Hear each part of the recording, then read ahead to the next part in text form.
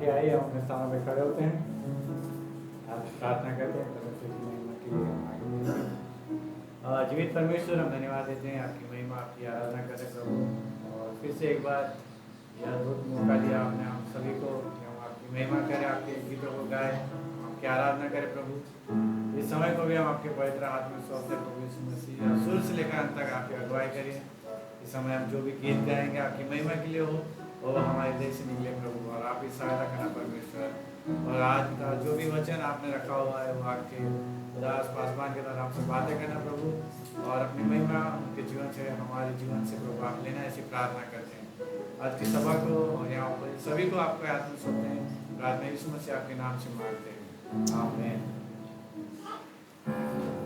तो आइए हम इस गीत को गाएंगे, आज का दिन यहोवा ने बनाया है, हम उसमें आनंद आनंद के साथ इस गीत को गाएंगे हम।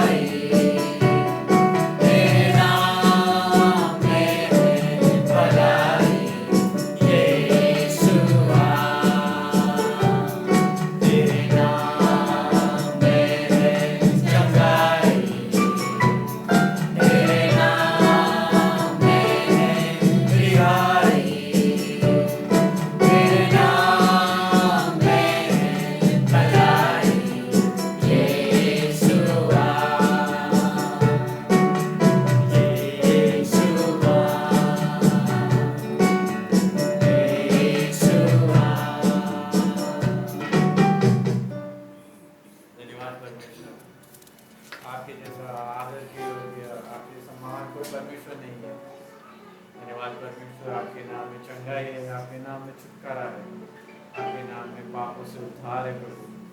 हम धन्यवाद देते हैं, आपकी महिमा करते हैं प्रभु यीशु, आपके अद्भुत नाम के लिए सारा आदर सारी महिमा प्रभु हम हमारे जीवन से आपको ही देते हैं। आप ही अगुवाई करें, धन्यवाद देते हैं। इस गीत को गायन करते हैं, आपकी स्तुति हृदय की गहराई से।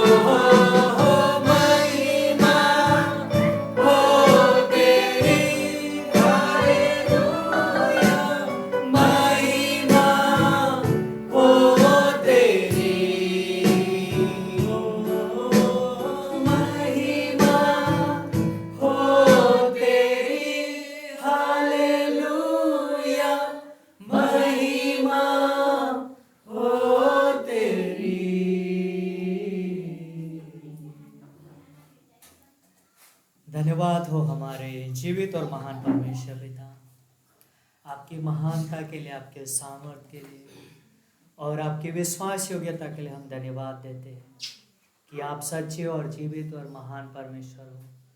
आप आराधना के योग्य परमेश्वर हो, आप ऊंचे सिंहासन पर विराजमान हो।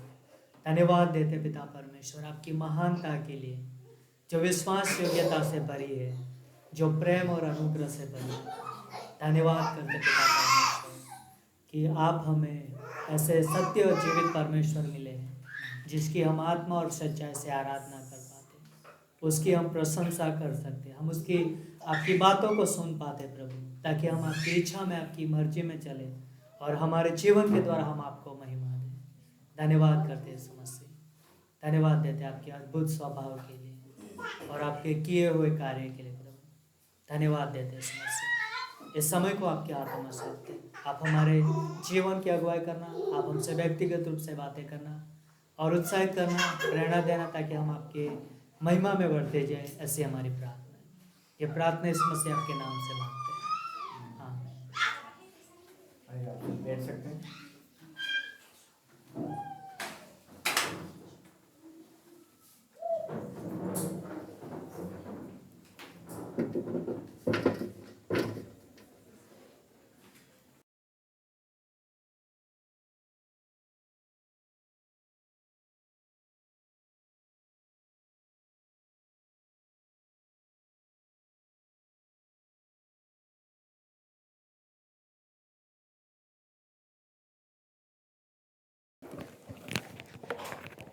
तो आप सभी का स्वागत है फिर से एक बार इस मिडवीक सर्विस में।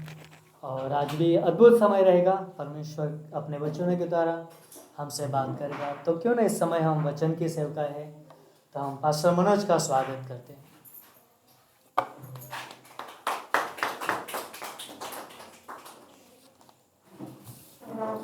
ओके, सो परमेश्वर का धन्यवाद हो इस खूबसूरत समय के लिए। ओके, सो आइए हम परमेश्वर का वचन पढ़ने के लिए खड़े रहेंगे और पहला कुरिन्थियों उसका पहला अध्याय और उसकी 26वीं पंक्ति से आगे पढ़ेंगे। और जिस विषय पे आज हम बातें कर रहे हैं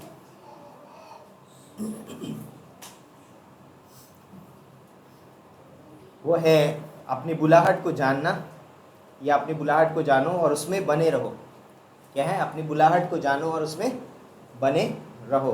तो पहला कुरिन्थियों पहला अध्याय 26 से लेके 29वीं पंक्ति तक, और यहाँ पर इस प्रकार से लिखा है, हे भाइयों, अपने बुलाए जाने को तो सोचो कि ना शरीर के अनुसार बहुत ज्ञानवान और ना बहुत सामर्थी और ना बहुत कुलीन बुलाए गए, परंतु परमेश्वर ने जगत के मूर्खों को चुन लिया है कि ज्ञानवानों को लज्जित करें, और परमेश्वर ने जगत के निर्बलों को चुन लिया है कि बलवानों को लज्जित करें। परमेश्वर ने जगत के नीचों और तुच्छों को, वरन जो हैं भी नहीं उनको भी चुन लिया कि जो हैं वो व्यर्थ ठहरें, ताकि कोई प्राणी परमेश्वर के सामने घमंड ना करने पाए। आइए हम प्रार्थना करते हैं।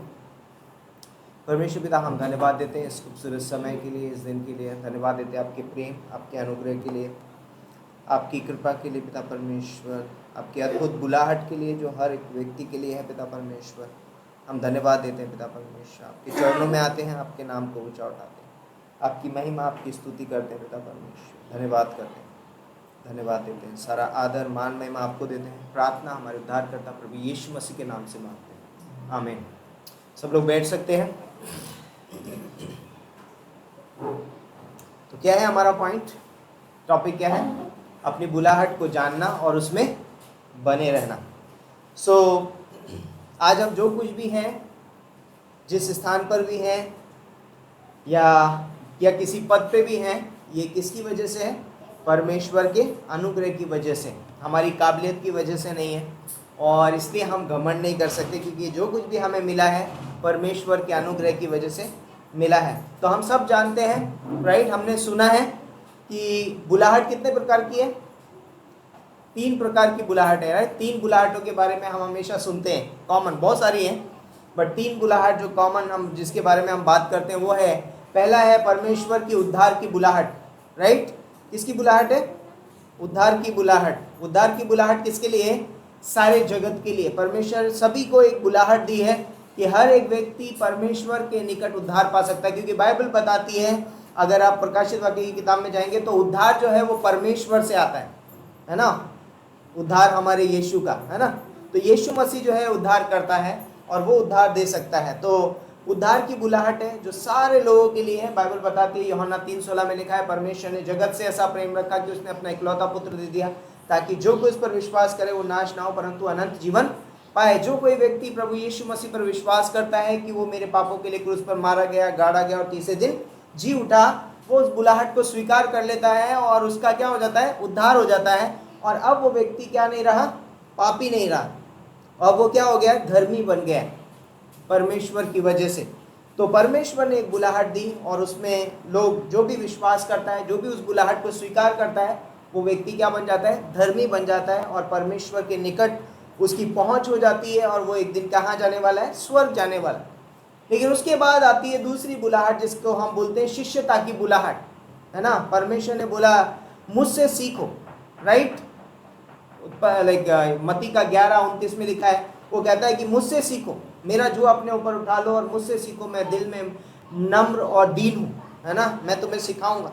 तो प्रभु यीशु मसीह ने शिष्यों को भी बुलाहट दी कि मेरे पीछे हो लो, मैं तुम्हें मनुष्य का पकड़ने वाला बनाऊंगा, फॉलो मी, है ना, मेरे पीछे हो लो, मेरा अनुकरण करो, मेरे जैसे मुझसे सीखो, कहने का अर्थ है। तो एक दूसरी बुलाहट है जिसको हम कहते हैं, जो कि वो विश्वासियों को मिलती है। किसको मिलती है, विश्वासियों को, कोई भी व्यक्ति को नहीं मिलती, वो ऐसे जर्नल नहीं है। ये बुलाहट जो है एक विश्वासी को है कि एक विश्वासी परमेश्वर के पीछे चल करके उससे सीख सकता है। तीसरी बुलाहट जो है वो है सेविकाई की बुलाहट, और सेविकाई की बुलाहट में क्या है, विश्वासियों के लिए। किसके लिए है, विश्वासियों के लिए, विश्वास योग्य विश्वासियों के लिए। जो व्यक्ति विश्वास योग्यता के साथ परमेश्वर के पीछे चलता है, परमेश्वर उसको एक बुलाहट देता है कि वो उसकी सेवा करे, है ना, उसकी सेवा टहल करे। तो कई बार ये सवाल हमने पूछा होगा या हमारे पास होगा, या फिर बहुत सारे लोगों ने हमसे पूछा होगा कि मैं कैसे पता चलेगा मुझे कि मेरी बुलाहट क्या है, राइट। हम लोग कई बार ये सवाल, हम जनरल क्वेश्चन है ये, और सबको पता होता है कि यार कैसे मुझे पता चलेगा कि मेरी बुलाहट क्या है, मैं किस कार्य के लिए बुलाया गया हूँ, कौन सी सेविकाई के लिए बुलाया गया हूँ, मैं क्या करूँ।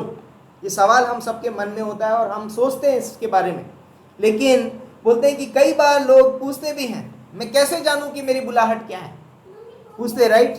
आपने कभी पूछा अपने मन में, नहीं पूछा होगा किसी और से, लेकिन कई बार अपने मन में भी आया होगा, यार मैं किस लिए बुलाया गया हूँ। कई बार सोच सकते हैं ना कि मैं क्या करने के लिए बुलाया गया हूँ, कैसे मुझे पता चलेगा कि मेरी बुलाहट क्या है। तो जब हम परमेश्वर की बुलाहट के बारे में बात करते हैं, तो परमेश्वर की जो बुलाहट है वो कैसे है, क्रम में है। हमें ये याद रखना बहुत ज़रूरी है। तो परमेश्वर जो बुलाहट देता है तो हमेशा एक क्रम के साथ देता है हमको, और हम उस क्रम को कई बार फॉलो नहीं करते हैं, और हम कई बार वंचित रह जाते हैं, और कई बार हम निराश हो जाते हैं, या कई बार हम सोचते हैं कि मुझे किस लिए बुलाया गया। तो जैसे कि हमने बात किया, तो परमेश्वर पहली बुलाहट किस लिए देता है, वो उद्धार की। दूसरी बुलाहट किस लिए देता है, शिष्यता की। तो कई बार हम दूसरी बुलाहट को एक साइड में रख देते हैं और हम कहते हैं, लाइक दूसरी बुलाहट एक साइड में रखी हुई है, कौन सी बुलाहट है, शिष्य बनने की, शिष्य बनना, मुझसे सीखो। जब प्रभु यीशु मसीह ने पतरस को बुलाया तो किस लिए बुलाया था उसको, कभी बताया उसको, कब उसको बुलाहट दी, मत्ती के 3 अध्याय में उसको बुलाहट मिली, 3-4 अध्याय में। लेकिन परमेश्वर ने उसे कब बताया कि मैं तुझे मनुष्यों का भला, मैं तुझके तेरे द्वारा कलीसिया स्थापना करूंगा, मत्ती के 16 अध्याय में। लाइक मिनिस्ट्री के अंत में, है ना, 3.5-4 साल बोलते हैं कि यीशु मसीह के साथ रहे, और अंत में यीशु मसीह ने कहा कि तू पत्थर है और मैं इस पत्थर पे अपनी कलीसिया बनाऊंगा। कई बार हम सोचते हैं मुझे मेरी बुलाहट पता नहीं चल रही है, किस लिए मुझे बुलाया गया है, क्यों बुलाया गया है। और रीजन ये नहीं है कि मुझे पता नहीं चल रहा, रीजन ये है कि क्या मैं शिष्यता में बना हुआ, क्या मैं प्रभु यीशु मसीह से सीख रहा हूं। जस्ट स्टिक हो जाइए, मतलब अपनी जो दूसरी बुलाहट है उसके प्रति हमें वफादार रहने की जरूरत है। पहली बुलाहट यस, हमने स्वीकार कर लिया, मैंने बोला यीशु मसीह मैं पापी हूँ, मैं खुद को नहीं बचा सकता, मैं आप पे विश्वास करता हूँ कि आप मेरे पापों के लिए मारे गए, गाड़े गए, तीसरे दिन जी उठे, मैं विश्वासी बन गया। अब परमेश्वर मुझे दूसरी बुलाहट दे रहा है जो सभी विश्वासियों के लिए। ये ऐसा नहीं है कि एक को है दूसरे को नहीं है। डिसाइपलशिप की बुलाहट परमेश्वर ने सबको दी है। ओके, सभी लोग को परमेश्वर चाहता है कि वो शिष्य बने, और जब वो शिष्य बनेंगे तो उनको फिर उसके बाद उनको तीसरी बुलाहट पता चलेगी, उनको पता चलेगा उनको एक्चुअल में करना क्या है। अब आप जान सकते हैं जब परमेश्वर ने चेलों को बुलाहट दी, उसके बाद अंत में उसने बताया, हम जानते हैं कि यूहन्ना जो है एक अद्भुत टीचर है, शिक्षक है यूहन्ना, है ना, डॉक्ट्रिन, सिद्धांत उसने लिखे। बाइबल में आप पहला यूहन्ना, दूसरा यूहन्ना, तीसरा यूहन्ना पढ़ोगे, प्रकाशित वाक्य की किताब पढ़ोगे, भविष्यवाणी की पुस्तक लिखी उसने, लेकिन उसने डॉक्ट्रिन की भी पुस्तक लिखी है, सिद्धांतों की पुस्तक आपको मिलेगा तो यूहन्ना की किताब में मिलेगा। पता चलता है कि वो एक अच्छा क्या है, शिक्षक है, अच्छा टीचर है। कब पता चला उसे? जब वो एक अच्छा शिष्य बना। हम अपने जीवन में अगर अच्छे शिष्य नहीं बन रहे हैं तो हमें कभी भी अपनी बुलाहट पता नहीं चलेगी कि परमेश्वर ने मुझे क्या करने के लिए बुलाया है, क्योंकि मैं इधर दूसरी बुलाहट में क्या नहीं हूं, बना हुआ नहीं हूं। तो कई बार हम अपने जीवन में शॉर्टकट लगाने की कोशिश करते हैं। हमारा उद्धार हुआ और अब हम सोचने लगते हैं कि मैं कैसे परमेश्वर के लिए क्या हो जाऊं, इस्तेमाल हो जाऊं। लेकिन परमेश्वर ने मुझे इस्तेमाल होने से पहले परमेश्वर मुझे शिष्य बनाना चाहता है। परमेश्वर चाहता है कि मैं एक शिष्य बनूं, और जब मैं शिष्य बनूंगा तब परमेश्वर मुझे बाद में बताएगा कि मुझे एक्चुअली करना क्या है। फॉलो मी, मेरे पीछे हो लो। और अंत में परमेश्वर ने उनको बताया कि जैसे मत्ती का 28:18-20 में क्या लिखा, अब तुम जाओ। ये पंक्ति हमको मत्ती के पहले, दूसरे, तीसरे, चौथे अध्याय में नहीं मिलती है कि अब तुम चले जाओ, है ना, उद्धार तो हो गया लेकिन अब तुम चले जाओ, नहीं। कभी मिली वो पंक्ति? अंत में, है ना, जब वो शिष्य तैयार हो गए, जब परमेश्वर ने बोला ओके अभी समय है, अब मैं इनको काम दे सकता हूँ, अब मैं इनको बता सकता हूँ कि तुम्हें करना क्या है। पतरस तू क्या करेगा? तू कलीसिया के लिए एक पिलर ठहरेगा, है ना। यूहन्ना क्या करेगा? एक अद्भुत शिक्षक बनेगा, डॉक्ट्रिन, है ना, यूहन्ना लिखेगा। क्यों? क्योंकि वो अच्छे शिष्य बन चुके हैं, और इसीलिए परमेश्वर ने उनको उस तरीके से उनकी सेविकाई दी। फिलिप्पुस, राइट, फिलिप्पुस ने क्या किया? खोजे को जाके सुसमाचार सुनाया, राइट। पौलुस ने क्या किया? अन्य जातियों में सुसमाचार सुनाया। पतरस ने यहूदी लोगों को सुसमाचार सुनाया। तो हर एक व्यक्ति की अलग अलग सेविकाई थी, लेकिन वो सेविकाई उनको कब पता चली? जब वो अच्छे शिष्य बने, जब उन्होंने परमेश्वर के। तो हमें कैसे शिष्य बन सकता हूँ? मुझे सिर्फ वचन में, प्रार्थना में, संगति में क्या करना है? बने रहना है। और जब मैं उसमें बना रहूँगा, बाइबल कॉलेज में बने रहना है। जब मैं बाइबल कॉलेज में बना रहूँगा, जब मैं अध्ययन के जीवन में बना रहूँगा, धीरे धीरे परमेश्वर पन्ने खोलता रहेगा। अब तुझे ये करना है, अब तुझे ये करना है ना। और मैं कंफ्यूज नहीं होना चाहिए कि मुझे एकदम से पता चलेगा कि मुझे क्या करना है। परमेश्वर पूरी पिक्चर एक साथ नहीं बताता है, राइट। परमेश्वर क्या करता है? धीरे धीरे क्या करता है? अब तुम ये करना है, अब तुम्हें ये करना है। वो कैसे पता चलेगा? जब मैं परमेश्वर से सीखूंगा, जब मैं उसका शिष्य बनूंगा, तब परमेश्वर बोलता है ना कि मेरी भेड़ मेरा शब्द सुनती है, मेरे आवाज़ को क्या कहती है? पहचानती है। परमेश्वर मुझसे बातें भी कर रहा होगा तो मुझे कैसे पता चलेगा कि परमेश्वर मुझसे बातें कर रहा है? मैंने उसके साथ समय नहीं बिताया, मैंने उसके साथ शिष्यता में, उसके वचन के साथ, प्रार्थना में, संगति में समय नहीं बिताया, मुझे कैसे पता चलेगा कि परमेश्वर मुझे इस चीज़ के लिए बुला रहा है? परमेश्वर के साथ मुझे समय बिताना बहुत ही ज़रूरी होगा। तो हमें कई बार शॉर्टकट लेने की ज़रूरत नहीं है कि पहली बुलाहट से डायरेक्टली हमें तीसरी में कूदने की ज़रूरत नहीं है। तो हमें दूसरी बुलाहट को हमें याद रखना बहुत ज़रूरी है कि मुझे अब दूसरी बुलाहट की ओर बढ़ना है, मुझे एक शिष्यता की ओर बढ़ना है। और शिष्य मैं कैसे बन सकता हूँ? प्रार्थना, वचन, संगति, बाइबल कॉलेज, इनके द्वारा, है ना, मैं क्या बन सकता हूँ? शिष्य बन सकता हूँ। सुसमाचार प्रचार में भाग भी लेना, मिशन ट्रिप्स लेना, बहुत सारी चीज़ों में हम क्या कर सकते हैं? जब भागीदार बनते हैं तब हम क्या बन रहे हैं? शिष्य बन रहे हैं। क्योंकि अगर आप शिष्यों का जीवन देखोगे, चेलों का जीवन देखोगे, वह हमेशा किसके साथ थे? यीशु मसीह के साथ थे। यीशु मसीह अगर पहाड़ पे जा रहा है तो वो पहाड़ पे थे। यदि यीशु मसीह झील से होके जाने वाला है तो वो झील में उसके साथ थे। यदि वो बोलते हैं कि किसी दुष्ट आत्मा को निकालने के लिए, है ना, किसी व्यक्ति के पास जा रहा है, वो उसके साथ है। यदि वो किसी मुर्दे को जिंदा करने के लिए जा रहा है तो वो उसके साथ है, हमेशा उसके साथ बने हुए हैं। वो देख रहे हैं कि कैसे मुर्दे जिलाए जा रहे हैं, वो देख रहे हैं कैसे कोढ़ियों को शुद्ध किया जाता है, कैसे वो देख रहे हैं कि परमेश्वर कैसे लोगों के साथ बातें करता है, उसकी आवाज़ को सुन रहे हैं, लाइक वो प्रचार कैसे करता है। वो हर एक चीज़ को क्या कर रहे हैं? नोटिस कर रहे हैं, देख रहे हैं, सीख रहे हैं। वो यीशु मसीह ने कहा लर्न फ्रॉम मी, मुझसे सीखो, मुझसे सीखो। और जब हम यीशु मसीह से धीरे धीरे सीखने लगते हैं, जब हम इस बाइबल में समय बिताएं, आज यीशु मसीह फिजिकल रूप से हमारे साथ नहीं है, लेकिन जब हम वचन को पढ़ते हैं, जब हम वचन में देखते हैं कि प्रभु यीशु मसीह किस तरीके से कार्य करता है, कैसे लोगों के साथ बातें करता है, परमेश्वर का स्वभाव क्या है, चरित्र क्या है, गुण क्या है, धीरे धीरे धीरे धीरे हम क्या बनने लगते हैं? शिष्य बनने लगते हैं। हम उसकी आवाज़ सुनने लगते हैं और फिर परमेश्वर बोलता है मैं चाहता हूँ कि तुम इसलिए इस्तेमाल हो मेरे लिए। वो चाहता है, राइट। हो सकता है बहुत सारे एरियाज हैं तो अगर एक विश्वासी को अपनी बुलाहट जाननी है तो क्रम को फॉलो करना पड़ेगा। क्रम बहुत ज़रूरी है ना, तब हमें अपनी कार्य की बुलाहट पता चलेगी कि हमें क्या करने की ज़रूरत है, राइट। तो सेविकाई जो है वो बाद में आती है, तीसरे नंबर पे। तो पहले शिष्य बनिए, फिर परमेश्वर आपको बता देगा कि वो आपके द्वारा क्या करना चाहता है। उदाहरण के लिए पौलुस का जीवन एक अद्भुत उदाहरण है हमारे लिए। आपको पता है प्रेरितों के काम 9वें अध्याय में पौलुस को परमेश्वर ने दर्शन दिया, राइट। कहाँ पर दिया? दमिश्क के रास्ते पे, प्रेरितों के 9वें अध्याय में दर्शन दिया। उसको बोला कि तू मेरा चुना हुआ पात्र है, लेकिन इस्तेमाल अभी नहीं होगा। अगर आप पढ़ना चाहते हैं तो प्रेरितों का काम 9वां अध्याय 1 से लेकर 6ठी पंक्ति तक पढ़ सकते हैं। प्रेरितों का काम 9वां अध्याय और उसकी 1 से लेकर 6ठी पंक्ति तक।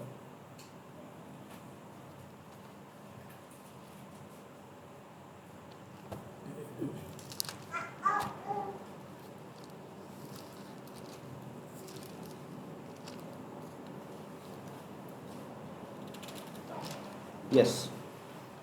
और साउल जो अब तक प्रभु के चेलों को धमकाने और घात करने की धुन में था, महायाजक के पास गया और उससे दमिश्क की आराधनालयों के नाम पर इस अभिप्राय की चिट्ठियां मांगी कि क्या पुरुष क्या स्त्री जिन्हें वह इस पंथ पर पाए उन्हें बांधकर यरूशलेम ले जाए। परंतु चलते चलते जब वह दमिश्क के निकट पहुंचा तो एकाएक आकाश से उसके चारों ओर ज्योति चमकी और वह भूमि पर पड़ गया और यह शब्द सुना कि हे साउल तू मुझे क्यों सताता है। उसने पूछा, हे प्रभु तू कौन है? उसने कहा, मैं यीशु हूँ जिसे तू सताता है। परंतु अब उठकर नगर में जा और जो तुझे करना है वह तुझसे कहा जाएगा। क्या? पहला परमेश्वर ने उसको क्या दिया है? दर्शन दिया है उसको, मानो उसका साल्वेशन हो गया। यहाँ पर परमेश्वर ने स्वयं उसको बता दिया कि देख मैं जीवित परमेश्वर हूँ, है ना। उसे उद्धार मिला है, यहाँ पर स्वीकार कर लिया। उसने बोला तू कौन है? उसने बोला मैं मसीह हूँ, है ना, जिसे तू सताता है। मैं यीशु हूँ, यानी कि उद्धार करता। और उसने उसको ग्रहण किया और बोलता है कि अब तू जा, अब तुझे बता दिया जाएगा तुझे क्या करना है। जो तुझे करना है वो तुझे क्या किया जाएगा? बता दिया जाएगा। और प्रेरितों के काम 9:26 से 30 देखिए अभी क्या हुआ। पौलुस यहाँ पर चंगाई मिल गई, उसकी आंखों से छिलके उतर गए, है ना। और उसके पास एक व्यक्ति को परमेश्वर ने भेजा, अनन्या, और वो उसके पास आया, उसने प्रार्थना की, उसकी आंखों से छिलके उतरे और उसने कहा कि तू मुझे क्या कर। अब इसने सामर्थ पाई, 3 दिन से कुछ नहीं खाया उसने। परमेश्वर उससे बातें कर रहा है, उसके हृदय में काम कर रहा है और उसे वो सैल्वेशन मिल जाता है। और आगे देखिए क्या बोलता है 26 से लेके 29वीं पंक्ति 30वीं पंक्ति तक। यरूशलेम में पहुंचकर उसने चेलों के साथ मिल जाने का उपाय किया, परंतु सब उससे डरते थे क्योंकि उनको प्रतीति न होता था कि वह भी चेला है। राइट, क्या है? उनको प्रतीति नहीं होती थी कि वो भी चेला है। अभी तक वो चेला नहीं बना है, राइट। उनको प्रतीति नहीं होती थी कि वो भी चेला है। और आगे वहां पर लिखा है, परंतु बरनबास उसे अपने साथ प्रेरितों के पास ले जाकर उनसे कहा कि इसने इस रीति से मार्ग में प्रभु को देखा और उसने इससे बातें की। फिर दमिश्क में इसने कैसे हियाव से यीशु के नाम से प्रचार किया। वह उनके साथ यरूशलेम में आता जाता रहा और निर्धड़क होकर प्रभु का नाम से प्रचार करता था और यूनानी भाषा बोलने वाले यहूदियों के साथ बातचीत और वाद विवाद करता था, परंतु वे उसके मार डालने का यत्न करने लगे। यह जानकर भाई उसे कैसरिया में ले आए और तरसुस को भेज दिया। राइट। तो यहाँ पर पौलुस के जीवन में एक टर्निंग पॉइंट आया। जब शुरुआत में जब उसने उद्धार ग्रहण किया तो वो तुरंत क्या करने लगा? प्रचार करने लगा। उसने बोला कि अब तो मैं बताऊंगा सबको, लेकिन परिस्थितियां बहुत खराब हो गई। उसे भाइयों ने तारसुस को भेज दिया। अब गलातियों की किताब उसका पहला अध्याय और उसकी 16वीं और 17वीं पंक्ति पढ़िए। गलातियों की किताब उसका पहला अध्याय 16वीं और 17वीं पंक्ति। जब इच्छा हुई कि मुझ में अपने पुत्र को प्रकट करे कि मैं अन्य जातियों में उसका सुसमाचार सुनाऊं, तो न मैंने मांस और लहू से सलाह ली, और न यरूशलेम को उनके पास गया जो मुझसे पहले प्रेरित थे, परंतु और तुरंत अरब को चला गया और फिर वहां से दमिश्क को लौट आया। क्या बोलता है? फिर मैं वहां से अरब को चला गया, और अरब में बोलते हैं कि वो कम से कम 4 साल वहां रहा, राइट? 4 से 5 साल तक वो वहां पर रहा, और बोलते हैं कि क्या कर रहा था वहां पर? वो प्रभु यीशु मसीह से सीख रहा था। जैसे कि हमने बात किया, शिष्य कौन बनता है? जो प्रभु यीशु मसीह से सीखता है। यीशु मसीह ने कहा लर्न फ्रॉम मी, मुझसे सीखो। और जो व्यक्ति यीशु मसीह से सीखता है, उसके वचन से सीखता है, वो शिष्य बनता है। और शिष्य बनने के बाद बोलता है कि वही पौलुस अब परमेश्वर की सेविकाई कर रहा है। और वो उसके बाद आप बोलते हैं कि पौलुस ने उस चीज़ को समझ लिया कि परमेश्वर ने मुझे क्यों चुना है। और इसीलिए अब तीसरी पंक्ति में लाइक अगर आप पढ़ोगे तो 16वीं पंक्ति फिर से पढ़ सकते हैं। जब इच्छा हुई कि मुझ में अपने पुत्र को प्रकट करे, क्या करे? अपने पुत्र को प्रकट करे। जब उसकी इच्छा हुई तो सबसे पहले मेरी बुलाहट क्या है, मुझे वो जानना बहुत ज़रूरी है। परमेश्वर मेरे अंदर कुछ कार्य करना चाहता है, और क्या करना चाहता है? तो जब मैं शिष्य बन रहा होता हूँ तो परमेश्वर मेरे अंदर कार्य कर रहा था, और वो कार्य क्या होता है? वो मुझे अपने पुत्र के स्वरूप में बदल रहा होता है। क्योंकि जब तक हम उसके पुत्र के स्वरूप में नहीं बदलेंगे, जब तक हमारे अंदर वो स्वभाव नहीं होगा, हम खरे हृदय से उसकी सेवा नहीं कर पाएंगे। जब हम यीशु मसीह के बारे में बात करते हैं, यीशु मसीह बोला कि मैं सेवा करवाने नहीं परंतु सेवा करने के लिए आया। तो यीशु मसीह क्यों सेवा कर पाया? बोलते हैं कि वो यहाँ तक आज्ञाकारी रहा कि उसने मृत्यु, वहाँ क्रूस की मृत्यु भी सहली। फिलिपियों के 2 अध्याय में लिखा है। क्यों उसने मृत्यु सहली? क्यों वो तैयार था? क्यों वो परिश्रम कर रहा है? क्यों? क्योंकि वो एक सेवक है, राइट? कई बार हम कहते हैं कि मुझे सेविकाई करनी है, परमेश्वर के पीछे चलना है, लेकिन वो मैं तब तक नहीं कर पाऊंगा जब तक उसका पुत्र मेरे अंदर प्रकट नहीं हो जाता। हो सकता है मैं सेविकाई कर सकता हूँ, लेकिन सेविकाई कई बार उस तरीके से हो सकती है कि मैं खुद की महिमा के लिए कर सकता हूँ, है ना, खुद की सामर्थ्य से कर सकता हूँ, लेकिन ये सारी चीज़ें मुझे क्या करेंगी? बाद में दुख देने वाली, थका देंगी, या हार मान लूँगा, या फिर मैं बोलूँगा ये सब बेकार है। लेकिन अगर मैं परमेश्वर की सामर्थ में, परमेश्वर की इच्छा में सेविकाई कर रहा हूँगा तो मैं कभी भी हार नहीं मानूंगा। बाइबल बताती है यीशु मसीह ने इस दुनिया में रहते हुए एक ही चीज़ कही, मैं तेरी इच्छा पूरी करने के लिए आया हूँ, मैं अपने पिता की इच्छा पूरी करने के लिए आया हूँ। और वो उसकी इच्छा पूरी कर रहा था। तो पहली चीज़ जो हमें याद रखना ज़रूरी है कि परमेश्वर इससे पहले कि वो मेरे द्वारा कुछ कराए, परमेश्वर चाहता है कि मेरे अंदर उसके पुत्र का स्वरूप प्रकट हो। और यहाँ पर पौलुस जान गया उस बात को कि जब इच्छा हुई कि मुझ में अपने पुत्र को प्रकट करे, अपने पुत्र को क्या करे? प्रकट करे, तब मैंने लहू और मांस से सलाह नहीं ली। तो पहली चीज़ जो हमें याद रखनी है कि परमेश्वर चाहता है कि हमारे अंदर उसके पुत्र का स्वरूप प्रकट हो। और वो कैसे होगा?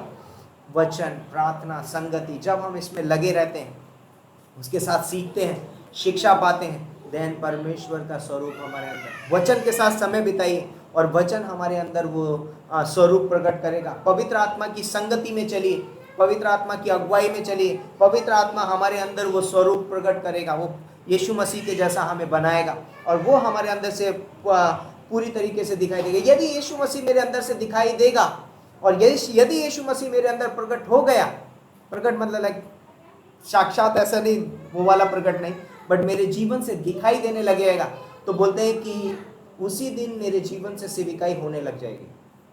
मुझे ज़्यादा ढूंढने की ज़रूरत नहीं पड़ेगी मैं क्या करूं, क्योंकि यीशु मसीह का स्वभाव हमको मालूम है। वो दीन, नम्र, कुछ भी करने के लिए तैयार है। वो ज़मीन पे बैठ जाता है, वो कुछ भी लाइक उसे वो बुरा नहीं मानता। यीशु मसीह के बारे में जब हम पढ़ते हैं तो हमको बहुत कुछ देखने को लिए मिलता है। कुछ भी नहीं होता वहाँ पर, राइट? सब चीज़ वो कर सकता है ना। उसने शिष्यों के पैर भी धो लिए, उसने 5000 को खाना भी खिला दिया, वो भीड़ के ऊपर तरस भी खाता है, वो कोड़ियों के लिए उनको शुद्ध करने के लिए भी तैयार है, वो नदी पार करके एक दुष्ट आत्मा से ग्रसित व्यक्ति से भी मिलने के लिए तैयार है, क्योंकि वो जानता है उसकी तकलीफ को, राइट? इसलिए जब हमारे अंदर मसीह का स्वभाव हो जाएगा, प्रकट होगा, उसके पुत्र को जब वो प्रकट कर देगा, हम सेविकाई हमारे जीवन से रुकेगी नहीं, ओवरफ्लो होगी। हम वैसे ही सेविकाई कर रहे होंगे, हम खोए हुए लोगों के पास जा रहे होंगे, उनकी चिंता कर रहे होंगे, हम लोगों के लिए प्रार्थना कर रहे होंगे, हम परमेश्वर की आराधना कर रहे होंगे, हम हमेशा प्रार्थना में समय बिता रहे होंगे। ये सारी चीजें हमारे, यही सेविकाई है। हम सोचते हैं हम किस सेविकाई में इस्तेमाल होंगे, जब हमारे अंदर उसके पुत्र का स्वरूप प्रकट होने लगेगा। तो यही परमेश्वर बोलता है कि परमेश्वर चाहता है कि हमारे अंदर उसके पुत्र का स्वरूप प्रकट हो। दूसरी चीज बोलता है कि सेविकाई जो है, परमेश्वर की सेवा करना हम शुरू कर देंगे। दूसरा सेविकाई, परमेश्वर की सेवा करना क्या है? दूसरा है, बोलता है कि वो हमारे बोलने से, हमारे चलने से, हमारे कार्यों से। तो हम क्या करेंगे? दूसरा पॉइंट यहां पर लिखा है कि मैं क्या करूंगा? सुसमाचार सुनाऊंगा। अन्य जातियों में, अन्य जातियों में उसका सुसमाचार सुनाऊं। पौलुस चाहता है, बोलता है कि ताकि मैं अन्य जाति में क्या करूं? उसका सुसमाचार सुनाऊं। तो मेरे अंदर यीशु मसीह प्रकट होगा, मैं दूसरों को सुसमाचार, मैं परमेश्वर के बारे में लोगों को बताना शुरू कर दूंगा। राइट, फिर मुझे पता चल जाएगा मुझे किस चीज़ में मज़ा आ रहा ज़्यादा।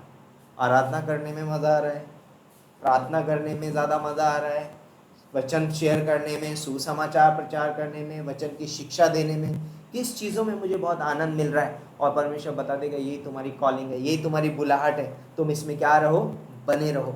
और तो हमारे बोलने से, तो कई बार हमारी टेस्टमनी दिखाई देगी, है ना। यीशु मसीह हमारे बोलने से दिखाई देगा, हमारे चलने से दिखाई देगा। कई बार आप किसी के साथ शेयर भी नहीं करोगे गॉस्पेल, लेकिन फिर भी वो हमारे बातचीत से, हमारे देखने से, हमारे सुनने से क्या हो जाएगा? उसको बहुत फ़र्क पड़ेगा। हो सकता है आप एक मदर हैं, परमेश्वर चाहता है कि परमेश्वर आपके अंदर अपनी बुलाहट, राइट, अपने पुत्र को प्रकट करना चाहता है। आप एक पिता हो सकते हैं, आपके द्वारा प्रभु यीशु मसीह दिखाई दे सकता है। आप टीचर हो सकते हैं, आप कुछ भी हो सकते हैं, कहीं पर भी हो सकते हैं। प्रभु यीशु मसीह आपके जीवन से क्या होगा? दिखाई देगा लोगों को, और लोगों के पास आपका सुसमाचार पहुंच जाएगा। कई बार हम सोचते हैं हम गॉस्पेल शेयर करने कहाँ जाएं, है ना। हम सोचते हैं ना कई बार हम लोग गॉस्पेल शेयर करने कहाँ जाएं, डर लगता है। पहला अपना घर ही है, राइट। हमारे जो बच्चे हैं, हमें उनको प्रभु में बढ़ाना है, हम उनके साथ सुसमाचार शेयर कर सकते हैं। वो हमारा फर्स्ट जो शिष्य है ना, जिसको हम तैयार कर सकते हैं, वो है फर्स्ट व्यक्ति जिसको हम उद्धार में ला सकते हैं, वो हमारे बच्चे हैं। और वो कैसे होंगे? जब प्रभु यीशु मसीह हमारे जीवन से प्रकट होगा, वो क्या होंगे? उद्धार पाएंगे, क्योंकि यीशु मसीह के द्वारा ही उद्धार है और कहीं नहीं है। तो उनको वो क्या करेगा? उद्धार मिलेगा। तो यह हमें याद रखना बहुत ज़रूरी है। हम अन्य जातियों के लिए क्या बन जाएंगे? एक गवाह बन जाएंगे। हो सकता है हम कहीं पर भी रह रहे हों, किसी भी स्थान में रह रहे हों, हम क्या बन जाएंगे? लोगों के लिए गवाह बन जाएंगे। तो मैं अपने बारे में प्रचार करने के लिए नहीं हूँ, मैं यीशु मसीह के सुसमाचार का प्रचार करने के लिए हूँ। तो जब मैं उसकी बुलाहट को पहचान लूँगा, तो मुझे पता चल जाएगा मैं क्यों हूँ इस जगह पे, मुझे परमेश्वर ने इस स्थान पे क्यों रखा है। मैं जो जहाँ काम कर रहा हूँ, या एक हस्बैंड या एक वाइफ या एक किसी भी पद पे हूँ, मैं क्यों हूँ वहाँ पर, किस लिए परमेश्वर ने मुझे रखा है? परमेश्वर का प्रचार करने के लिए, उसके सुसमाचार को बांटने के। तो कई बार हम कार्यों पे बहुत फोकस करते हैं ना। डोंट फोकस ऑन वर्क, कार्यों पे फोकस मत करिए, फोकस ऑन क्राइस्ट, यीशु मसीह के ऊपर फोकस करिए। क्या वो मेरे जीवन से दिखाई दे रहा है? क्या यीशु मसीह के जैसा मेरा स्वभाव है? और इसलिए हम क्या होते हैं और बोलते हैं कि आप एक सेवक बनेंगे, आपके अंदर, आपके जीवन से वो सेविकाई हो जाएगा। तो यही आपकी बुलाहट है कि आप अपने जीवन से प्रभु यीशु मसीह को प्रकट करें। आप कहीं पर भी हो, आप यीशु मसीह को अपने जीवन से क्या करें? प्रकट करें। और तब परमेश्वर आपको बता देगा भाई आपको क्या करना है। तब आपको परमेश्वर, तो पहली चीज़, पहली बुलाहट क्या है? मुझे शिष्य बनना है। शिष्य बनने में परमेश्वर मुझे क्या करेगा? मेरे अंदर यीशु मसीह को डाल रहा है, राइट। क्यों चेलों ने मरने का डिसीजन ले लिया? क्यों शिष्य मर गए? क्यों पतरस ने कहा मुझे क्रूस पे उल्टा लटका दो? क्योंकि उन्होंने अब क्षमा करना सीख लिया है, उन्होंने अब अनुग्रह देना सीख लिया, अब उन्होंने दया दिखाना सीख लिया, अब उन्होंने बलिदान देना सीख लिया। यीशु मसीह से बलिदान देना सीख लिया उन्होंने। उनको मालूम है बलिदान का मतलब क्या होता है, उनको मालूम है बलिदान देने से फ़ायदा क्या होगा, क्योंकि उन्होंने यीशु मसीह को बलिदान देते हुए देखा है। उन्होंने देखा है कि यीशु मसीह ने कैसे कार्य किया है, उन्होंने देखा है कि यीशु मसीह ने कैसा प्रति उत्तर दिया लोगों को। जब लोग उसके दाढ़ी के बाल नोच रहे थे, जब उसके मुंह पे घूसे मार रहे थे, तो यीशु मसीह का क्या प्रति उत्तर था? वो सीख गया, वो एक अच्छा डिसाइपल बन गया। यीशु मसीह ने उसको बोलते हैं कि अब तू क्या करेगा, अब तू कलीसिया का तू पतरस है, पत्थर पे मैं अपनी कलीसिया बनाऊंगा, है ना। पतरस कलीसिया का क्या बना, लीडर, है ना। उसने ओपनिंग किया है कलीसिया का, लाइक एक तरीके से, है ना। प्रेरितों के काम दूसरे अध्याय में उसने अद्भुत प्रचार किया और 3000 लोग उद्धार में आ गए, है ना। बहुत बहुत सारी चीज़ें हो सकती हैं। तो हम क्या कर सकते हैं, हम अपने जीवन से यीशु मसीह को क्या करेंगे, प्रकट करेंगे। जब हम एक अच्छे प्रचार, मतलब एक अच्छे डिसाइपल बन रहे होंगे, तो हम, परमेश्वर बता देगा कि तू एक पास्टर टीचर बनेगा, या तू एक सुसमाचार प्रचारक होगा, या एक आराधक की टीम होगा, या एक आराधक का सदस्य बनेगा, या फिर, है ना, आराधना होती है, आराधना के सदस्य भी बनते हैं हम लोग। ये भी एक बुलाहट है। ये, इसको आप ऐसा मत सोचिए ये मेरी बुलाहट, लाइक आपको मज़ा आता है अगर ये करने में, आपको आनंद आ रहा है, आपको शांति है, परमेश्वर ने आपको ये बुलाहट दी है। आप आपका कलीसिया में एक अशर्स का काम करते हैं, आपको बहुत मज़ा आता है, आपको कुर्सियाँ लगाने में या सब कुछ करने में, ये आपकी बुलाहट है। आपको कंप्यूटर हैंडलिंग करना आता है, कलीसिया के अंदर कुछ करना है, कैमरा हैंडल करने के लिए बड़ा मज़ा आता है, ये करना बहुत, ये आपकी बुलाहट है। परमेश्वर ने ये बुलाहट दे दी है, राइट। और इसमें हमें क्या करना है, बने रहना है। तो शिष्य बनो, और फिर परमेश्वर आपको क्या करेगा, बुलाहट देगा। तो उद्धार की बुलाहट हमने स्वीकार कर ली है, अब परमेश्वर हमें चाहता है कि हम शिष्य बने, और जब हम शिष्य बनते हैं, परमेश्वर हमें तीसरी बुलाहट दे देता है। तो जब हम उसमें विश्वास योग्य बने रहते हैं, शिष्यता में विश्वास योग्यता से बने रहते हैं, परमेश्वर हमें तीसरी बुलाहट देता है, और वो सेविकाई की है। परमेश्वर हमें कोई कार्य देगा और हम उसे क्या करेंगे, विश्वास योग्यता से करेंगे। लेकिन आपको मैं एक और बुलाहट बताता हूँ, एक चौथी बुलाहट भी है। जब हम इस धरती पे अपनी तीसरी बुलाहट में विश्वास योग्यता से बने रहते हैं, जो कार्य भी हमको दिया है परमेश्वर ने, चाहे वो प्रचार का हो, चाहे वो कुर्सियां लगाने का हो, चाहे वर्शिप करने का हो, या एक आराधना टीम का हिस्सा बनने का हो, या संडे स्कूल चलाने का हो, या फिर आप एक लेडीज मिनिस्ट्री चलाती हैं, इन सभी के बीच में, चाहे आप यूथ टीचर हो, या यूथ को सिखाने वाले हो, यूथ लीडर हो, इन सभी मामलों में जब आप विश्वास योग्यता से बने रहते हैं, पता है स्वर्ग में एक चौथी बुलाहट मिलेगी आपको, राइट। मैं सोच रहा था इसके बारे में कि स्वर्ग में भी परमेश्वर एक बुलाहट देने वाला है। परमेश्वर बोलेगा, वाह कम, है ना, अब वाह मेरे विश्वास योग्य दास, तू थोड़े में विश्वास योग्य रहा, है ना। और वो चौथी बुलाहट क्या पता है, एक विश्वास योग्य विश्वासी को स्वर्ग में दी जाएगी वो बुलाहट, और वो बुलाहट है इनाम की। परमेश्वर एक दिन इनाम देने वाला है, और उस चौथी बुलाहट में परमेश्वर एक विश्वासी की जो विश्वास योग्यता के साथ उसकी सेविकाई में जीवन जिया है, वो उसको इनाम देगा। और इनाम देने के बाद में परमेश्वर क्या बोलेगा, 1000 साल के राज्य में तू क्या कर, अब राज्य कर। तो परमेश्वर एक चौथी बुलाहट भी देने वाला है। अभी नहीं है वो, लेकिन उसका प्रिपरेशन अभी से करना है, राइट। अभी से वो तैयारी है।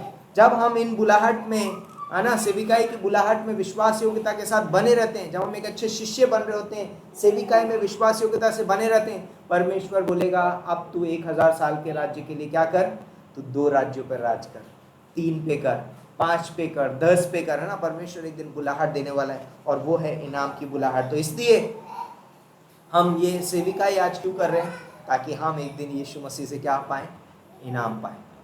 और वो इनाम क्यों मिलेगा, हमने जानते हैं इनाम क्यों चाहिए मुझे, क्यों चाहिए मुझे इनाम। हमने एक बार बात किया था प्रकाशित वाक्य की किताब जब हम पढ़ रहे थे, ताकि वो इनाम, वो मुकुट मैं परमेश्वर की महिमा के लिए उसके चरणों में रख सकूं। क्योंकि स्वर्ग में मेरे पास परमेश्वर को देने के लिए कुछ नहीं होगा, तो मैं अपनी महिमा, अपना वो क्राउन, अपना जो मुकुट है, मैं प्रभु यीशु मसीह के चरणों में रख दूंगा, क्योंकि वही महिमा, प्रशंसा, आदर के योग्य परमेश्वर है। और इसलिए हम विश्वास योग्यता के साथ यहाँ पर कार्य करते हैं, ताकि हम एक दिन अपनी महिमा परमेश्वर के सम्मुख रख सकें, ताकि हम उसको महिमा दे सकें उस स्वर्ग के अंदर भी। और इसलिए हम लालची नहीं हैं, हम परमेश्वर की महिमा करना चाहते हैं। तो इस धरती पर भी हम परमेश्वर की महिमा करते हैं, उसके कार्य करते हैं, राइट। और जब हम स्वर्ग में जाएंगे तो हम अपने मुकुटों के द्वारा भी हम परमेश्वर को क्या देंगे, एक दिन महिमा देंगे। तो परमेश्वर चाहता है कि वो हमें अपने पुत्र को क्या करे, प्रकट करे। तो हमें उसकी बुलाहट में बने रहना बहुत ज़रूरी है। उसकी बुलाहट कैसी है, क्रम से है। पहला उद्धार की बुलाहट, दूसरा शिष्यता की बुलाहट, तीसरा सेविकाई की बुलाहट, और अंत में चौथी बुलाहट जो परमेश्वर स्वर्ग में देगा, वो अपने विश्वास योग्य सेवकों को देगा कि वह मेरे विश्वास योग्य दास, तू थोड़े में विश्वास योग्य रहा, अब तू इतने राज्यों पर क्या कर, राज्य कर। और हम कहेंगे परमेश्वर ये महिमा ये राज्य सब तेरा है ना। इसीलिए परमेश्वर ने वो प्रार्थना में सिखाया ना, प्रभु यीशु मसीह ने इस तरीके से प्रार्थना की कि राज्य महिमा क्या है, जैसा तेरी स्वर्ग में महिमा होती है वैसे पृथ्वी पर भी महिमा। सब कुछ राज्य महिमा किसकी है, यीशु मसीह की है, हमारी नहीं। हम नहीं चाहते, यीशु मसीह को महिमा देते हैं और इस धरती पे भी हम उसी तरीके से करते हैं। तो मैं आपको प्रोत्साहित करना चाहता हूँ, आप जो भी हैं, जहाँ कहीं भी हैं, जैसे भी सेवा में बने हुए हैं उसमें बने रहिए विश्वास योग्यता के साथ में। आप जो भी कर रहे हैं, चाहे वो छोटी छोटी चीज़ें होंगी, छोटी छोटी सेविकाई होगी, छोटा सा काम होगा, लेकिन उसके अंदर विश्वास योग्यता से बने रहिए। परमेश्वर आपको बड़ी मिनिस्ट्री भी देगा और परमेश्वर एक दिन आपको इनाम भी देने वाला है स्वर्ग में। उस चौथी बुलाहट में आपको बुलाएगा, कम ओ फेथफुल सर्वेंट, है ना, आओ ओ विश्वास योग्य दास, आ तू थोड़े में विश्वास योग्य रहा, तू बहुत सारे राज्यों पर क्या करेगा, राज करेगा। परमेश्वर करने वाला है। तो मैं आपको प्रोत्साहित करना चाहता हूँ कि हमें अपनी सेविकाई कैसे पता चलेगी, जब हम अपनी बुलाहट को क्रम से उसमें बने रहेंगे। शिष्यता की बुलाहट, विश्वास योग्यता के साथ उसमें बने रहिए। वचन को सीखिए, प्रार्थना करिए, संगति करिए और वचन में स्टिक हो जाइए वचन के साथ, है ना। वचन का ज्ञान का वचन का ज्ञान होना बहुत ज़रूरी है। उसका अध्ययन करिए, प्रार्थना करिए, संगति में रहिए, जहाँ मौका मिले फेलोशिप मत छोड़िए। और परमेश्वर कहेगा मैं बताता हूँ तुमको क्या करना है, राइट। छोटी छोटी चीज़ें। तो मैं इस वचन के द्वारा आपको प्रोत्साहित करना चाहता हूँ, प्रभु यीशु मसीह के नाम से मांगते हैं, आमीन। आइए हम प्रार्थना करते हैं। परमेश्वर पिता, हम धन्यवाद देते हैं इस खूबसूरत समय के लिए, इस दिन के लिए धन्यवाद देते हैं आपके प्रेम, आपके अनुग्रह के लिए। पिता परमेश्वर, आप अद्भुत हैं, आप अनुग्रहकारी हैं, आप सामर्थ्य हैं। पिता परमेश्वर, आपके लिए कोई काम कठिन नहीं है। होने दे पिता परमेश्वर, हमारे जीवन में आपका स्वरूप दिखाई दे पिता परमेश्वर, हम आपके शिष्य बन सके पिता परमेश्वर, और फिर आप हमें बताएंगे कि हमें क्या करना है। और जैसे पिता परमेश्वर आपने पौलुस को बहुत ऐसे इस्तेमाल किया, उसने इतनी सारी पत्रियां लिखी पिता परमेश्वर, मिशन ट्रिप्स लिए, कलीसियाओं की स्थापना की। धन्यवाद देते पिता परमेश्वर, आप हमें भी इस्तेमाल करेंगे अपने कार्य के लिए, लोगों को बचाने के लिए। धन्यवाद देते हैं। और जो हमें मिला है छोटा सा भी, हमें उसमें विश्वास योग्यता के साथ बने रहें, ताकि हम एक दिन पौलुस की तरह कह सकें कि मैंने अपनी दौड़ पूरी कर ली। हमें सिर्फ अपनी बुलाहट में बने ही नहीं रहना है, परंतु हमें अपनी बुलाहट को पूरा भी करना है। जैसे पौलुस ने कहा कि मैंने अपनी रेस पूरी की है, अपनी दौड़ पूरी कर ली है। आई फिनिश्ड माई कोर्स, मैंने अपनी दौड़ पूरी की है। धन्यवाद देते हैं पिता परमेश्वर, धन्यवाद देते हैं। कोई भी ऐसी चीज़ जो हमें हमारी बुलाहट से हमें भटकाती है, चाहे वो शिष्यता की बुलाहट हो या सेविकाई की बुलाहट हो, कोई भी चीज़ हमें भटकाती है पिता परमेश्वर, होने दे कि हमें सामर्थ दीजिए ताकि हम उसमें बने रहें। और हम जानते हैं कि ये बुलाहट जो है पिता परमेश्वर एक स्वर्गीय बुलाहट है। ये बुलाहट जो है एक पिता परमेश्वर ऊंची बुलाहट है। ये बुलाहट एक पवित्र बुलाहट है पिता परमेश्वर, और हम इसको छोड़ नहीं सकते पिता परमेश्वर, क्योंकि ये महान है, ये अद्भुत है। धन्यवाद देते हैं पिता परमेश्वर, आपके नाम को ऊंचा उठाते हैं, इस कलीसिया को आपके हाथों में सौंपते हैं पिता परमेश्वर। धन्यवाद देते हैं। हम प्रार्थना करते हैं अनिल की बेटी के लिए पिता परमेश्वर, जो भी उसको पिता परमेश्वर तकलीफ है, बीमार है पिता परमेश्वर, आप उसको छूना और चंगाई देना पिता परमेश्वर। ऐसी हम प्रार्थना करते हैं। धन्यवाद देते हैं पिता परमेश्वर। जो भी लोग बीमार हैं पिता परमेश्वर, शालिनी को सर्दी है पिता परमेश्वर, आप उसको छूना, पूर्ण रीति से चंगाई देना पिता परमेश्वर। जो भी मैम की बहन के लिए जो भी स्टोन है पिता परमेश्वर और थायराइड है पिता परमेश्वर, आप उससे छुटकारा देना पिता परमेश्वर। धन्यवाद करते हैं, आपके नाम को ऊंचा उठाते हैं, आपकी महिमा आपकी स्तुति करते हैं। धन्यवाद देते हैं, धन्यवाद करते हैं प्रभु यीशु मसीह के नाम से मांगते हैं, आमीन।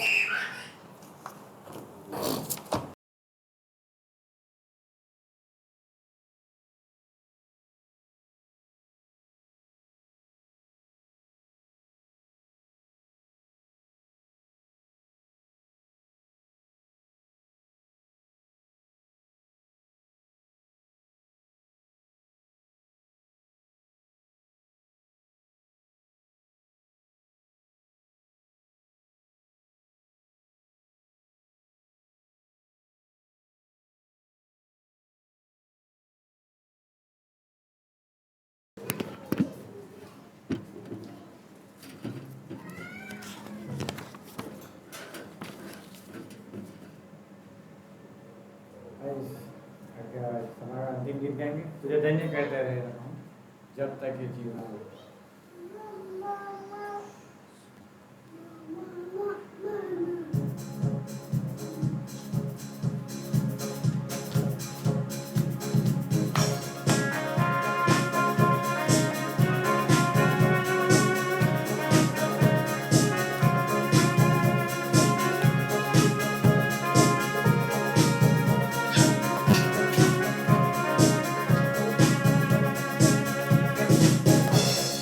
धन्य कहते रहे हम जब तक ये जीवन रहे, आवाज देते रहे हम तेरा नाम ऊंचा रहे।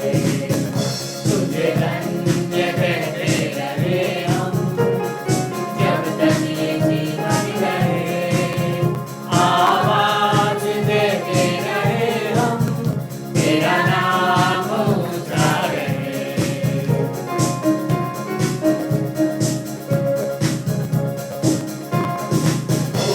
शिखर पर्वतों के करते हैं तुझको नमन, नदियों में बहता हुआ जल गाता है तेरा भजन, चिड़ियों के धुन में बसी है महिमा की बातें तेरी, चारों दिशाओं में यीशु फैली है चाहत, ये आसमां और ये ज़मीन तेरा ही बस नाम ले। चलती पवन थम जाए तो बाहें तेरी थाम ले। तुझे धन्य कहते रहे हम जब तक ये जीवन रहे, आवाज देते रहे हम तेरा नाम।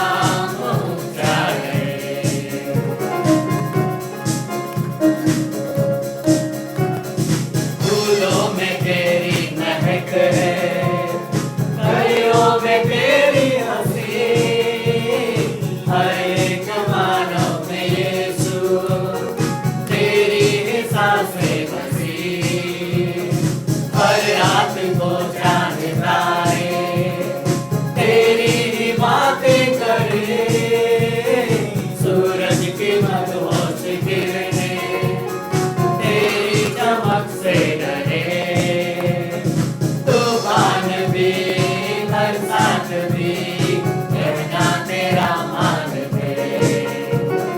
तूने रचा ये सारा जहां हम तुझको खुदा मान दे। तुझे धन्य कहते रहे हम जब तक ये जीवन रहे, आवाज देते रहे हम तेरा नाम ऊंचा रहे। तुझे धन्य कहते रहे हम जब तक ये जीवन रहे, आवाज देते रहे हम तेरा नाम ऊंचा रहे, तेरा नाम ऊंचा रहे, तेरा नाम ऊंचा रहे। तो अद्भुत संदेश है में कि परमेश्वर हमें कितने प्रकार की बुलाहट दिया है, याद दिलाओ, मैं भूल गया। 3 प्रकार की बुलाहट है ना, चौथी भी है। कौन से उद्धार की बुलाहट है ना, शिष्यता की और सेवकाई की और शाबाशी की है ना, मतलब परमेश्वर इनाम देगा विश्वासियों को। और अद्भुत बात है तो जैसे कि हर एक सृष्टि परमेश्वर की महिमा के लिए और हमारा जीवन भी परमेश्वर की महिमा के लिए, और इसलिए परमेश्वर ने अपने पुत्र को इस जगत पर भेजा जो हमारे लिए पापों के लिए क्रूस पर वो बलिदान हुआ और मारा गया, गाड़ा गया और तीसरे दिन जी उठा। और जो कोई इस संपूर्ण कार्य पर विश्वास करता है उसको उद्धार की बुलाहट मिलता है, और जब वो उद्धार की बुलाहट मिलता है तो फिर उसको शिष्यता की भी बुलाहट मिलती है ना। और उसका मतलब ये है, मतलब उद्धार में स्वर्गीय योग्यता मिल गई, अब हम परमेश्वर की संतान हैं, उसके नागरिक है ना, स्वर्ग के। लेकिन अब धरती पर जब तक हम रहते हैं तब तक हमें शिष्यता की बुलाहट में चलना है। और उसमें ये है कि हम वचन के द्वारा सीखें, परमेश्वर को और गहराई से जानें, है ना, और उसके घनिष्ठ संबंध में बढ़े, ताकि हम सीख सकें, जान सकें। और जब हम सीखेंगे, जानेंगे, तो तीसरी बुलाहट में हम बढ़ पाएंगे, है ना, जैसे कि सेवकाई की बुलाहट। तो हम वैसे ही सच्चे मन से उसकी आराधना कर पाएंगे। जो भी हमारे पास वरदान है उसमें हम बढ़ते जाएंगे। और अद्भुत बात है कि हमारा कोई भी कार्य प्रभु में व्यर्थ नहीं है ना, छोटा भी कार्य। क्योंकि हम जब प्रभु को नहीं जानते थे, उद्धार नहीं पाया था, तो हमारे जीवन का कोई मकसद नहीं था, है ना। चाहे हम कितना भी कमा ले, कितना भी इकट्ठा करें, या तो मतलब हमारे कोई समय का मतलब जीवन में कोई मकसद ही नहीं था। लेकिन जब हमने यीशु मसीह पर विश्वास किया तो अद्भुत बात मिली कि हमारे जीवन को एक मकसद मिल गया, है ना, कि हम परमेश्वर की महिमा करें। तो कितना अद्भुत बात है। और परमेश्वर कहता है कि उसका भी प्रतिफल है ना। यहाँ तक कि पानी के प्याले के भी बात करते हैं ना, कि यदि मेरे नाम से कोई ठंडा पानी का प्याला भी किसी को देगा तो वो भी अपना प्रतिफल नहीं खोएगा ना। और प्रतिफल कैसा है? अनंत है। और ये अद्भुत बात है कि परमेश्वर अपने लोगों को शाबाशी देगा, है ना। तो अद्भुत बात है। तो आइए हम प्रार्थना करते हैं। सर्व सामर्थ्य हमारे जीवित और महान परमेश्वर पिता, आपकी विश्वास योग्यता के लिए, आपके प्रेम के लिए और आपके अनुग्रह के लिए हम धन्यवाद देते हैं कि हमारे पास कोई भी योग्यता नहीं थी, हमारे अंदर कोई भी ऐसा जीवन नहीं था, हमारे अंदर कुछ भी नहीं था। हम तो अपने पापों में, अपराधों में मरे हुए थे। हमारे अंदर सिर्फ बदबू थी जो आपको पसंद नहीं थी। लेकिन धन्यवाद यीशु मसीह कि आप परमेश्वर होने के बावजूद भी हमारे लिए मनुष्य बने और क्रूस पर आपने अपना पवित्र बलिदान दिया, अपना लहू बहाया। और उस लहू के द्वारा जो कोई आप पर विश्वास करते हैं उन्हें आप शुद्ध करते हो और आपकी महिमा के लिए आप उन्हें सिखाते हो और उपयोग भी करते हो। इसलिए धन्यवाद देते हैं, धन्यवाद देते हैं यीशु मसीह इस कलीसिया के लिए जो आपकी महिमा के लिए, आपके उद्देश्य के लिए हर एक जीवन की आप अगुवाई करना, हर एक साथ व्यक्तिगत रीति से बातें करना, जब ताकि जो बुलाहट आपने दिया है वो बुलाहट को समझ पाए और सही समय में आपकी महिमा के लिए इस्तेमाल हो पाए। वैसे हमारी प्रार्थना है। धन्यवाद देते हैं यीशु मसीह। आगे का समय आपके हाथों में सौंपते हैं। आप हमारे जीवन की अगुवाई करते रहना और आपकी महिमा के लिए उपयोग करते रहना। ऐसी हमारी प्रार्थना। ये प्रार्थना यीशु मसीह आपके नाम से मांगते हैं। अंत में एक बात बोलना चाहूँगा। राइट, जो भी परमेश्वर ने हमें बुलाहट दी है, तो इवन जो हमारे पास, चाहे हम हस्बैंड हैं या वाइफ हैं, या हम मदर हैं या फादर हैं या डॉटर हैं या ब्रदर या सिस्टर हैं, ये भी एक बुलाहट है। और परमेश्वर चाहता है हम उस बुलाहट में बने रहें। और कई बार लोग रिश्ते तोड़ देते हैं क्योंकि वो उस बुलाहट में बने नहीं हैं, क्योंकि उनको नहीं पता ये परमेश्वर की ओर से मुझे मिला है। और कई बार लोग बोलते हैं कि उन तीन चीज़ों बुलाहट में हमें तीन चीज़ें करना बहुत ज़रूरी है। सबसे पहले कि हम जानते हैं ये परमेश्वर की ओर से है। पहली चीज़ कि हमें परमेश्वर की इच्छा पूरी करनी है। दूसरी चीज़, महिमा परमेश्वर को मिलनी चाहिए। उसमें हम उस रिश्ते में, क्या हम उस चीज़ों में, उस बुलाहट में परमेश्वर को महिमा दे रहे हैं, क्या हम उसकी इच्छा पूरी कर रहे हैं, क्या हम सेक्रीफाइस कर रहे हैं। बहुत सारी चीज़ें बलिदान, अपने बुलाहट में हमें सेक्रीफाइस भी करना बहुत ज़रूरी है। तो इन तीन चीज़ों को हमें ध्यान रखना बहुत ज़रूरी है। महिमा परमेश्वर को मिले, परमेश्वर को महिमा देंगे उस बुलाहट में, और परमेश्वर की इच्छा पूरी करेंगे और परमेश्वर के लिए हम बलिदान भी देंगे। और चौथा परमेश्वर की सामर्थ्य में करेंगे, अपनी सामर्थ्य। आमीन, हालेलुया।